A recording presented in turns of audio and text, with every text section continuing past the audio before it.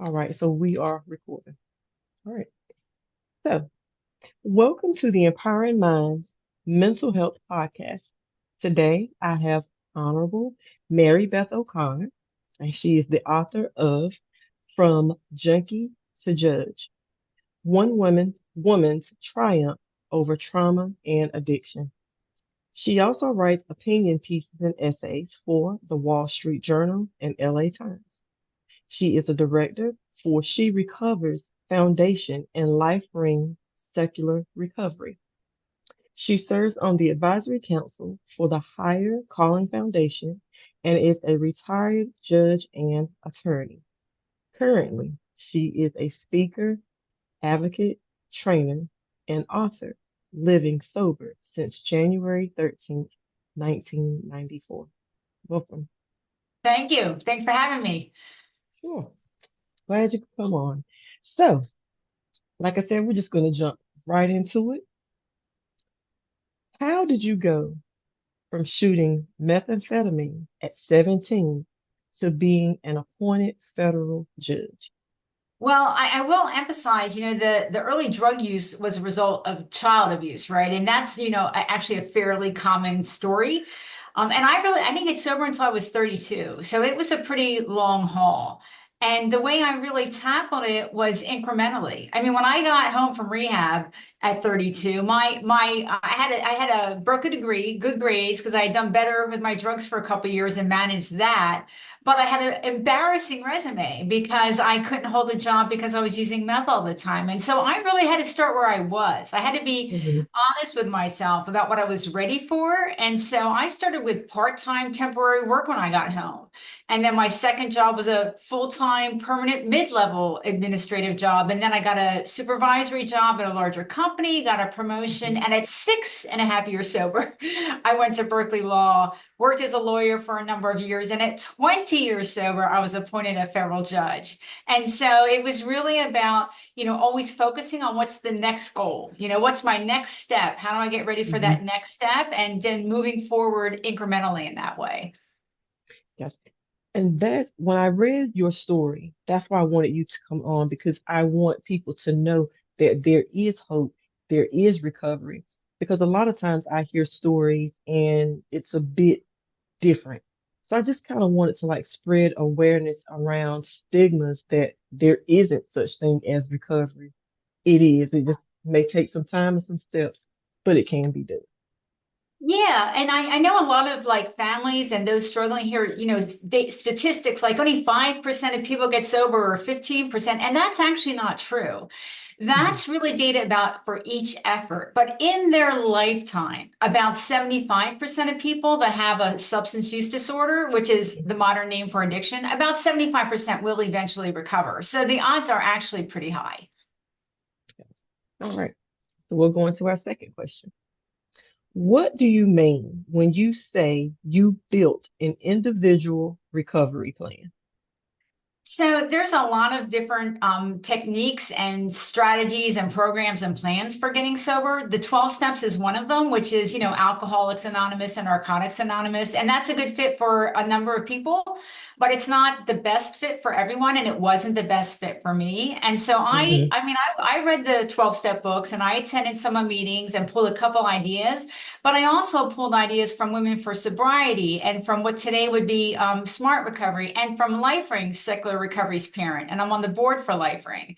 LifeRing Hmm. calls it a personal recovery plan. And basically, what it means is, we encourage you to read, to listen, to think, to attend meetings, but that you are the decision maker about what strategies and techniques Hmm. and plans you're going to implement. Because what's a good plan for me and a good plan for you is probably not the same thing.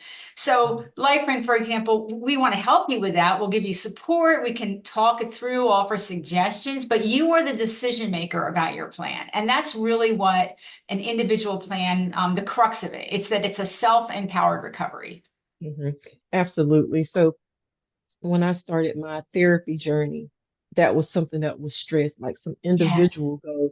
I mean, they gave me a lot of like coping skills and different things that had been proven to be effective for others, but it was kind of trial and error. It wasn't for me. Yes. So I kind of implemented, I think that I would like to maybe incorporate this in my plan, and it's been very beneficial for me on my journey. You know, you're absolutely right because substance use disorder is a mental health condition. And for the Hmm. same reason that that strategy works for other mental health conditions, it works for substance use disorder too. The other side of that is I too did a lot of therapy. I mean, I had PTSD and I didn't know it. I had severe anxiety. A high percentage of people that get sober have other mental health conditions that they need to address at the Hmm. same time. And so those techniques apply to both your substance recovery and your mental health recovery. Absolutely.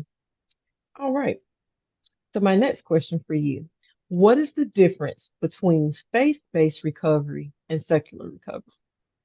So the most popular faith-based recovery program is 12 steps, and they require that you have a higher power. It doesn't have to be God. It can be, they say anything, although anything to me is a bit of a stretch, but it can be, you can create your version of higher power, but it's an Hmm. idea that you are powerless and you're turning your will and your life over to that higher power.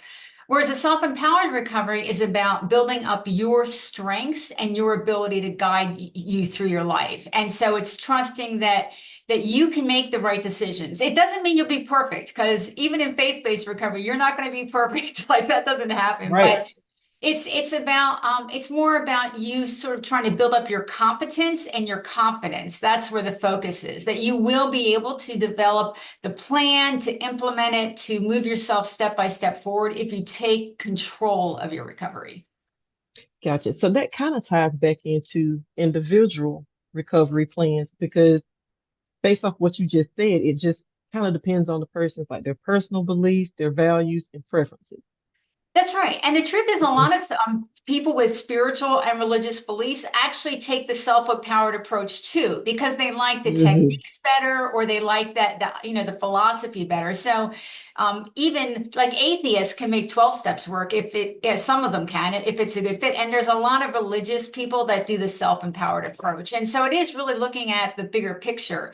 What's the Hmm. philosophy? What's the meeting format? Where do I think I would benefit the most? Absolutely. All right. So we're rolling right along today.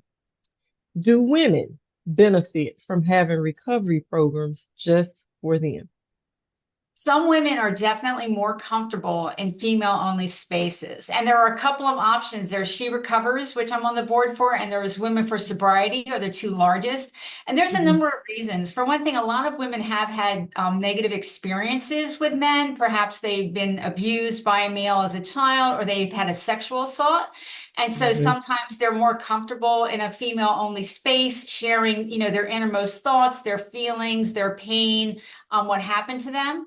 But also, some women just find it sort of more empowering to be part of that sisterhood, And so there can be multiple reasons why women like a women only space. And I'll say some men like a male only space. And there are men meetings in 12 steps. LifeBring has a men's meeting. I think Smart has men's meetings. And so Hmm. sometimes it's just a different dynamic. And some people are more comfortable either only doing those groups or doing those using those groups for just certain parts of their recovery that they don't want to share in the larger group. Gotcha. So that's kind of how my journey started. My first therapist was a male, nice guy. And he finally just asked me, did I want to be referred to a Ah, female? And I said, I'm okay with you. He said, it's like it's something I can't pull it out of you. And I was ah, like, and that's really how I felt. But I thought I was hurt his feelings. If I told him, I think I may do better, or I feel like my overall quality of life will be enhanced with a female therapist. I thought I would hurt his feelings. He said, no, because I want you to get better, to recover. There's something that I cannot pull out. And he recognized that. And I transferred over to a female therapist. I've been dealing with her now 2 or 3 years. Made a lot of progress. So what he wanted to pull out of me was easier for me to relate to her. And it's actually been it's been empowering, if that makes sense. hmm. Yeah. Yeah, and kudos to him, for recognizing that and for being willing to initiate that with you. Hmm. Kudos to him. But you're right. I mean, sometimes there are our pain is related to men. And I mean, I had physical abuse from a stepfather, from a boyfriend. I had several sexual assaults. And the other thing I'll say is that She Recovers isn't just for substance recovery, but it's also for trauma recovery, mental health recovery, behavioral disorders like eating disorders or, sex, things like that. And so Mhm. She Recovers in particular, if you're recovering from, let's say, a sexual assault and a substance use disorder, it's a really good fit for a lot of women. Okay. And you've mentioned She Recovers Foundation a couple of times now. Is there a website that maybe viewers, when they come on later, that they can go to and kind of find out a bit more about the program? Yes, sherecovers.org is the website, and She Recovers has meetings, in-person meetings in certain parts of the country. So look for Mhm. those, but it also has online meetings several times a day. So even if they're not in your community, you can participate in She Recovers. There's a private Facebook group where the women really share and support each other as well. And all that information is on the sherecovers.org website. Okay. Thank you for sharing that. All right. So my next question, what is the difference between a criminal approach to drug use and a public health approach? So the United States, I'm sure you've heard the term war on drugs, right? It started with the Hmm. Nixon administration in the 70s, and it has been an abject failure. I mean, for example, the last 3 years, we've had over 100,000 overdose deaths. We've never had over 100,000 before. So it doesn't really work. There's also a lot of consequences to putting in people in jail. First of all, the federal government recognizes that substance use disorder is a disease, and yet they criminalize it. Well, that's a contradiction, right? I mean, there are Hmm. 500,000 people in jail today just for possession, not for other crimes related to drugs, sheer possession. You could take those same dollars to incarcerate one person and you can treat 3 or 4 people for the same amount of money. So it's not a good use of our resources and it's also not as effective. Voluntary treatment is more effective than mandated. Plus, most people don't get treatment in jail or prison anyway. Hmm. On top of which, there is a really vast racial disparity in the way the drug laws are enforced. And so, white people and people of color use drugs at very similar rates. But if you're a person of color, you're 3 or 4 times as likely to end up with a criminal record for the same exact behavior. And so, that really, to me, undermines the legitimacy of the criminal approach. So I advocate for let's take those dollars and put them into, mental health treatment, substance use disorder treatment, harm reduction, make these things available. We Hmm. talk as if everyone can get treatment when they want it, and it's not true. We don't have a strong treatment system in the US. That money would really help for that. On top of which, it avoids people having the negative consequences of a criminal record, which hurts them in employment opportunities, housing Hmm. opportunities, education. It splits families up, often in irreparable ways. And so for me, the health approach is more effective and it's more cost effective and it helps us avoid destroying lives. Absolutely. Because I actually have some family members who either work in the correctional system or like local sheriff's department. And some of the stories they shared were like what they saw were cycles, like people who, had a substance abuse problem. It was a repeat cycle. And I thought about it and I was like, well, I guess so, because they're not getting treatment when they are there. So when they go back out, they relapse. And then some of the stories they shared um, actually were actually very sad to me while they were incarcerated and how their bodies, I guess, kind of went through like a detox because they didn't have the drugs and how it was just really sad. And so I think that that does make sense to provide some mental health support, which is why I became a peer support specialist.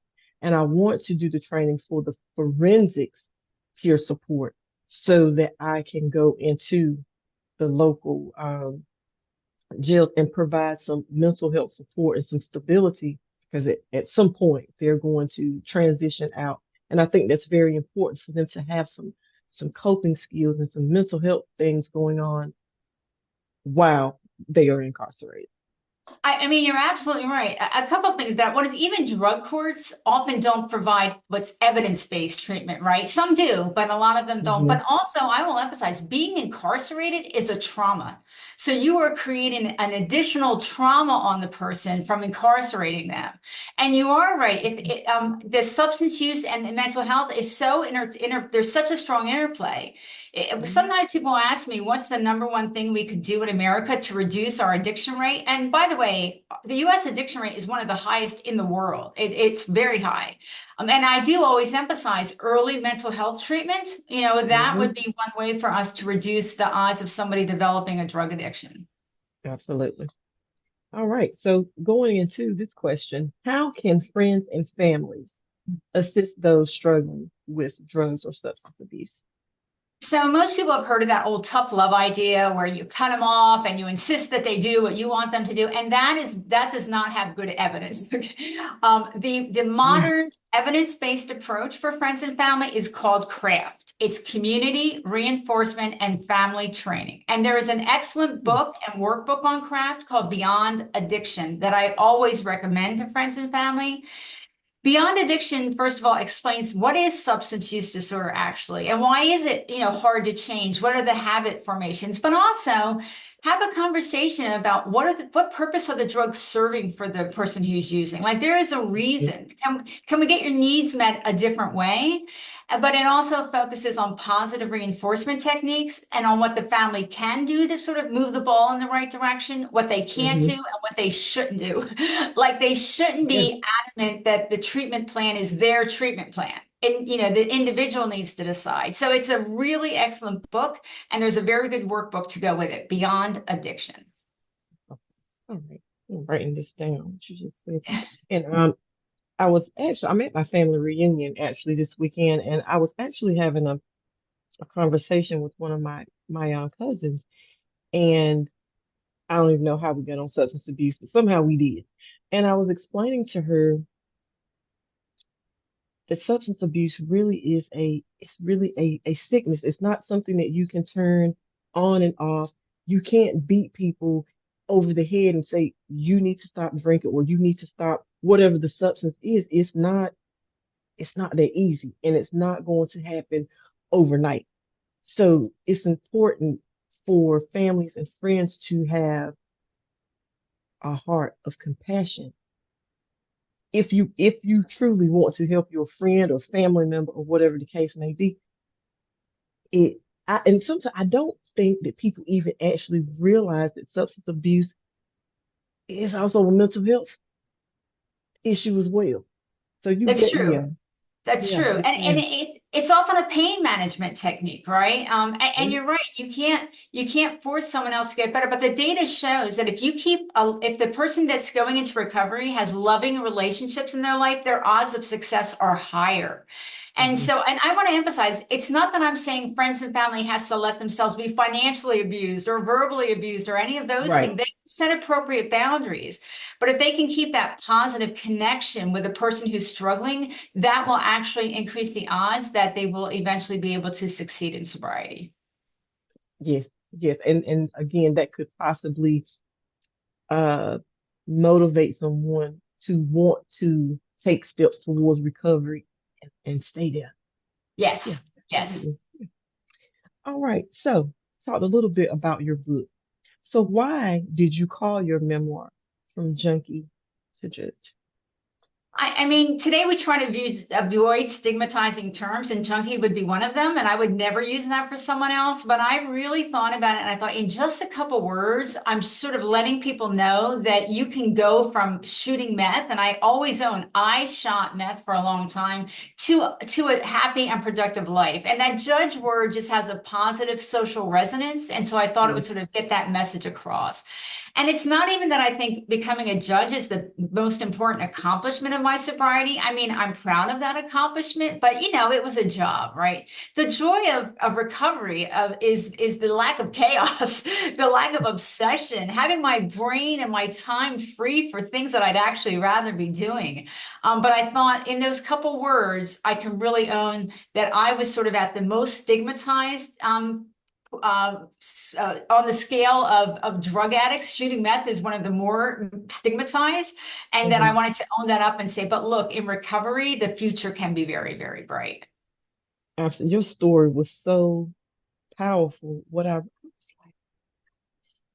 like, I can really attain some other goals that I want to attain through my therapy. I mean, it really like encouraged and empowered me reading that. So thank you for answering that question. And something else I want to ask you, where can people purchase your book? So it's available on Amazon and all the usual sites, and bookstores either have it or they can get it if you prefer to buy from your local bookstore on the corner, as some people do. Yeah, it's Hmm. readily available. And the other thing I'll mention is that my website, junketadjudge.com, there's a lot of information there, like some of my opinion pieces, they're posted there and people can read them. But also people can message me through my website. So if they have a question or they want to know about, alternatives to whatever, or a speaking opportunity, feel free to always message me through my website because I answer every message. My goal, I'm retired now, and my goal is to really sort of do what I can to help educate and reduce stigma and sort of offer encouragement. All right, great. Now, leading into that, can you explain the overdose crisis? So, I mean, there's a couple factors at play. One of them is that it used to be that almost everyone who died of an overdose was a long-term drug user. And that's Mm, still two-thirds of that 110,000 people that die. But about one-third today are more casual users. And the reason for that is that the drug supply has been infiltrated by fentanyl and xylazine and other types of very high potency drugs, and those are harder to control as far as the dosage goes. So you could buy one pill, two pills from the same batch might not have actually the same amount of fentanyl in it, let's say. The other thing is a lot of people don't know they're taking fentanyl. And so a lot of, let's say, teens and 20s, they buy drugs actually off the internet. And they might think they're hmm. getting a Percocet or a Valium, and it's actually got fentanyl in it. And so it's really important for friends and family, especially for parents of teens, to have an honest conversation, not just say no, because that doesn't really work very well, but Right. really an honest conversation about the risks and to get talk to them about harm reduction, like have Narcan available, which is Narcan's Hmm. a spray up your nose that will reverse the overdose. Don't use alone. Don't use behind closed doors. I mean, these are practical techniques that can help save lives. And Hmm. there are specific programs for parents of teens that to figure out how to talk to their kids. Stanford and the Drug Policy Alliance created a program. The name of it is escaping me, but if you Google Stanford and Drug Policy Alliance Teen Talk for Drugs, you'll be able to find it. And it really gives a lot of good techniques about what kind of conversations to have with your teenagers. Okay. When I first reached out to you, I guess it was about a month or so ago. Um, there were 4 or 5 overdose crises in the same week, and sadly, the victims they all passed from their addiction. And I, it was very different for me that time because I actually knew some of the victims, so it impacted me differently versus like if I just hear it on the news or I read it in the paper.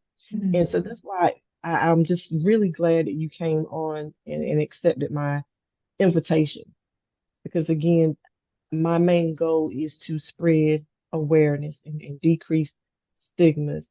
But yeah, that those particular cases,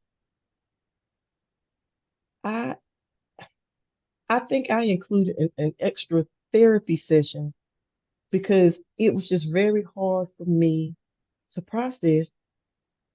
I was shocked. I didn't even, I had no clue that they were even abusing. It, Yeah, it, it impacted me very much. I understand that, and it is true that I think the data I saw was like 70% of Americans have known someone who died of an overdose, and that's a very high percentage. And I too, I mean, I always emphasize all of us in recovery, we are friends and family too, right? We Yeah. all, when we got sober, had friends and family that weren't. My best friend from college died of a heroin overdose when I had like 12 years sober. And you know, I was worried about my sister for a long time. I understand the angst and the pain and the frustration and the fear, but it's why we really need to get more readily available treatment, and why we really Hmm. need to make sure that harm reduction tools like Narcan and fentanyl test strips, where you can test your drug and see if there's fentanyl in it before you do it, things like that. But also that we deal with the young people's mental health. I mean, if Yep. a teenager or a 20 something is struggling with their mental health, it's better to address it early, because that will reduce the odds that they're going to turn to substances to manage their Hmm. pain, to manage their symptoms in a way that's actually putting them in danger. I have really noticed that, especially since the pandemic with youth. So at some point, everything was shut down. You were kind of isolated. It was a big increase, a big influx in substance abuse and mental health. And that was their choice to deal with whatever it was about depression, anxiety, being bullied online, things like that. And so, yeah, that was a big concern to, and it's still a big concern because it's still happening. But True. I don't notice that there's a lot of programs to help them either. Well, the other thing I'll say about that is let's not forget about alcohol, right? Because the rate of Absolutely. alcohol, especially in young women, really shot up during COVID. And first of all, let me Hmm. emphasize, even with the overdose epidemic, more people died of alcohol last year than died of overdose. So alcohol still kills more people than all the other drugs combined.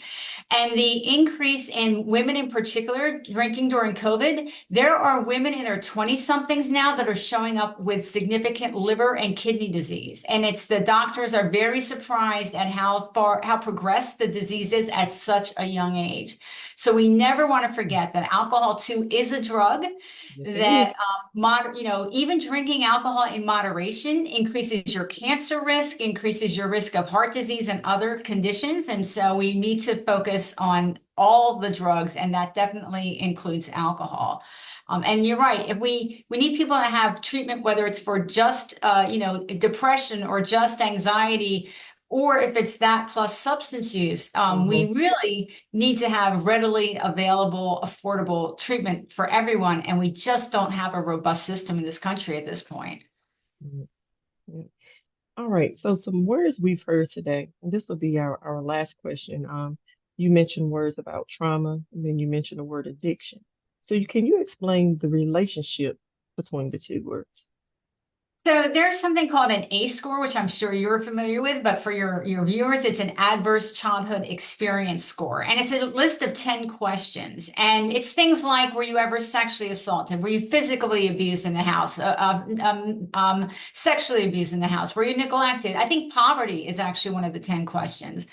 And so if you have an ACE score of four or more in your childhood, your odds of developing an addiction are 3 to 4 times as high as the general population. And for me, my ACE score is a 7. And so my odds were very high. And it's Hmm. because when you're traumatized at a young age, it affects the way your brain develops. And also, if you start using substances, including alcohol, the younger you start using them, the higher your odds of developing a use disorder.